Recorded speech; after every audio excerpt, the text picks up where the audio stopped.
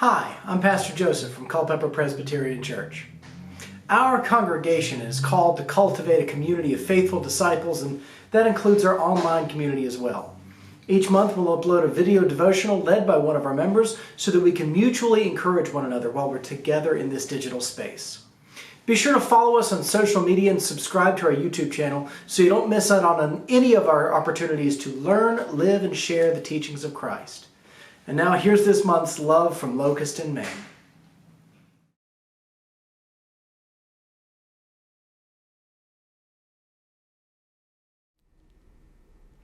Hi, I'm Alyson Major. I'm the area coordinator for YoungLives here in Culpeper, which is a program that ministers to teen parents.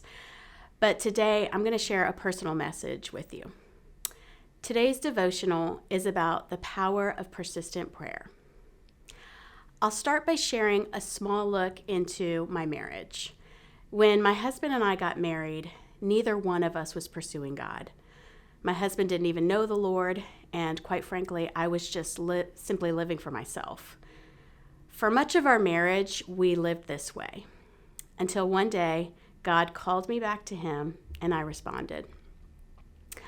I knew my world was about to turn upside down, and that it would ultimately affect my now unequally yoked marriage. This led me to one of the most intense prayer seasons of my life. I prayed as if my life depended on it, because I knew my marriage certainly did. Each Sunday morning, I would simply ask my husband if he'd like to join me for church. He would always answer, "No thanks." 9 times out of 10, I found myself at the altar praying for his salvation. Throughout the week, the thought that flooded my prayers was the desire that my husband would come to know the Lord. I was persistently and unceasingly praying for him. To God be the glory, my husband finally said yes to God, opened his heart and life to Him, and has never been the same since. Our lives are forever changed to the degree that my husband is now a senior pastor at a local church here in Culpeper. Now, I don't share this story to boast in my faithfulness in prayer. In fact, God has convicted me at different times in my life that I wasn't praying as hard for others as I had in that season with my husband. My reason for sharing this story is to serve as an encouragement to never give up on the lost loved ones in your life.